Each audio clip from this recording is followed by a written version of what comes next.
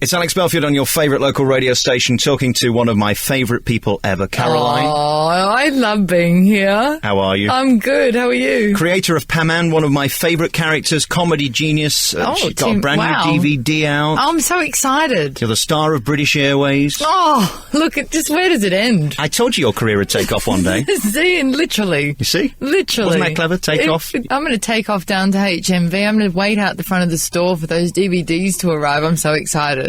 How are you, Caroline? Because you've had a busy year. You never stop touring. You're one of these acts that quietly goes around the country selling out venues. There aren't many people can do that, are there? Oh, that's really nice of you to say so. I know I sneak around. Shh, here I come, York. Take them by surprise. Before they know it, they're like, what was that? What did we just see? Was that an air hostess? It's a miserable existence, so isn't it, going from theatre to theatre, staying in these horrible hotels and then going in dodgy dressing rooms? Look, I love it. It's fantastic. But it can, like, after 3 months, and then you're going to one... But, that's just life on the road, isn't it? No, I enjoy it. I thoroughly enjoy it. It's exciting because you're going somewhere different every day and it keeps you on your toes. You have to deliver all the time. I'm a huge fan of the character comedians, those that come on stage, like the Lily Savages, and they put so much effort into this act and the character, and they can go into it at any point. Would you rather be sat here as Pam Ann with all the muck and the makeup on now, or are you happy being you? Well, I'm happy. It's easier. But,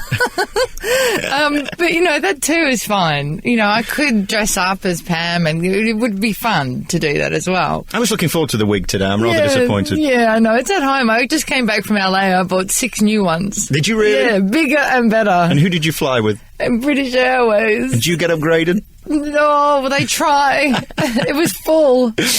That's always a frustrating thing when they put a requested upgrade on your ticket, an RQ, which is the favourite 2 letters on any ticket, and then you find out it's full. It's full. First class was full. I was in club. Now you're just being ridiculous. What's wrong with that? That's like upper business class for every other airline, isn't it? Yeah, it's their first class, really. British Airways do a good club service. Now, for those who don't know, what you are is an air stewardess, your character Pam Ann, and she just basically talks about what it is to be a stewardess, and you harangue the audience, who seem to be mainly made up of people on the other bus and people who work for airlines. It's remarkable. It is remarkable. And hens parties. Yes. That's a new thing.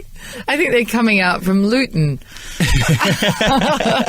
And, they have their little bobble things on their head. So the show is covers like all the different airline hostesses from, all different. So there's Virgin, British Airways, EasyJet, scheduled to chartered airlines, the Golden Runway at Terminal 4. So it sort of just touches on everything you can imagine about travel. And this DVD is about all of that, all of those sort of characters. What you do so cleverly is put your finger exactly on the way that people are treated the minute that they get out of the car at the terminal building. If you're going business, you get treated better. Yes. If you're going first, you get treated much better. And if you're like the rest of us and in cattle class, you're treated like a sheep. Who are you? You're nothing. You're invisible. You're absolutely nothing. If you're in first class, you'll get licked. You'll get licked to sleep, darling. And in club world, you might get a nice pat. Why this character? Why not a taxi driver or a builder or something? I don't know. That's a thought. Like, it was just one of those things. I like the jet set, the 60s, the whole era of flying back then. And then it sort of over the years, travel just broadened, and there was terrorism. People could fly more. There's more airlines. And then there's all the new business class airlines. So it's just the material, somehow it's just got...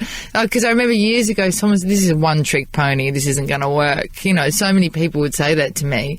And I was like, yeah, but maybe not. Because, look, now there's this and this. So the material has just got richer and richer.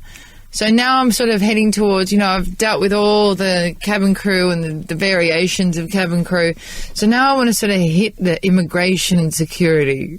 because there's so much there with that. I mean, I was just coming through Los Angeles, and they're so paranoid. They made this woman, she had this beautiful hairdo. She had this big, beautiful sequin bow in it, a couple of clips, and they made her take it all out. And then she just stood there like Morticia. I was like, oh, that's so wrong. They're evil. And also, why, when I fly into New York, do I have to have my toes x-rayed? I don't get it. Oh, look, and don't do the iris. It's Big Brother, isn't it? Where are they? What more do they want? And there's no humour in those places at all. You cannot be remotely sarcastic, and in Australia, they have signs up at the check-in saying, security is not a joke. You know, you can't take... I mean, gone are the days that you could write bomb on a sick bag. I mean, and that was funny back in the 70s, you know? What happened to those good old days? Let's talk about the DVD. It's in your stores now. I know it's going to do very well. If only people got to hear about it and got to know about it.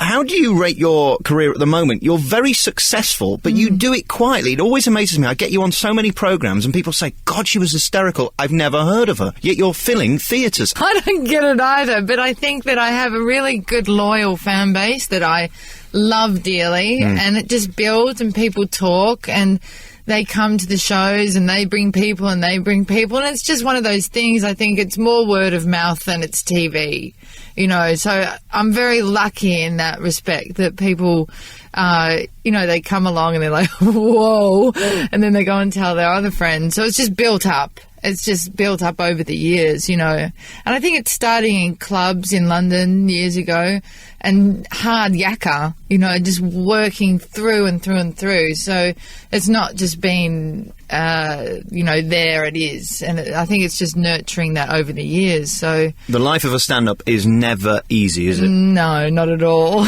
People are like, you know, I mean, I enjoy it. I love it. But it is it's a tough road to get to that level, I guess. What about getting on something like Paul O'Grady in character or the Graham Norton show? I mean, they would be so perfect for you if you did your character.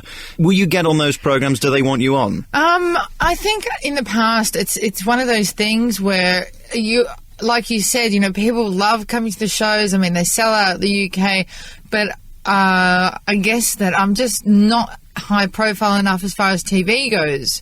So, and also maybe they're scared of my mouth. That is a possibility. So a bit filthy. Your act is slightly crude. Lily Savage is outrageous, but Paul O'Grady manages to go on TV at 5 o'clock every night and entertain middle-aged housewives. Well, you know, maybe that would be me one day. The new Dame Edna. The new Dame Edna. I'd love that. And, you know, I'd like to work on, you know, getting a TV show and things like that. It's definitely something that I've dreamt about, and I'd love to do that. Do you think it will ever happen, or at this point don't you care? Well, I think you begin to think, well, I mean, I always think when your time's right, your time's right. So maybe the DVD comes out, they see it, they think, oh, actually, I think people also think Pam Ann, they've seen the name and they feel like they've seen it, but they don't know it.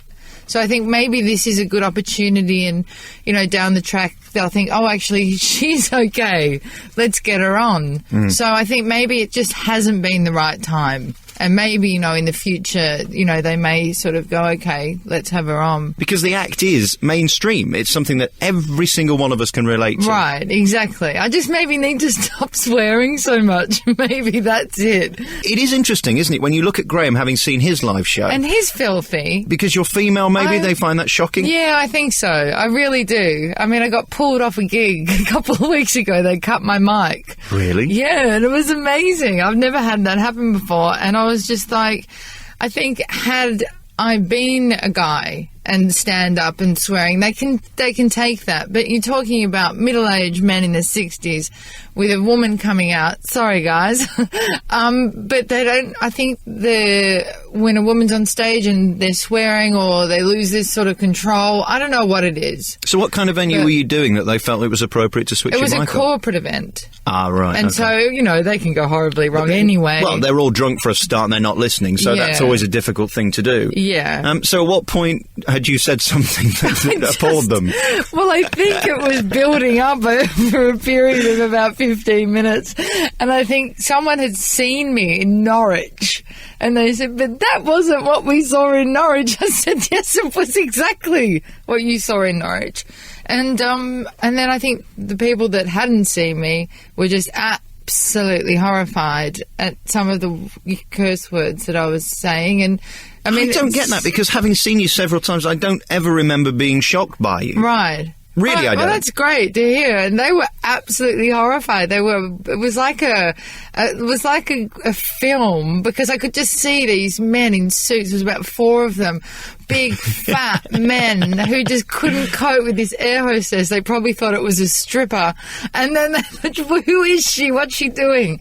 And they just cut my mark. And I was in the middle of doing Lily, which is a Chinese character with the glasses on. So I had to somehow, which I can't see, get off the stage with the glasses on, going, "Oh, so sorry, so sorry." Brilliant. And I walked off, and it was a nightmare. It was an absolute nightmare, and it was just very funny. And what I learned from that was, you get paid up front and you can laugh all the way home. Well, having said that, I get fired a lot, as you were aware. Yeah, I never stay in the same radio station for more than about 3 minutes.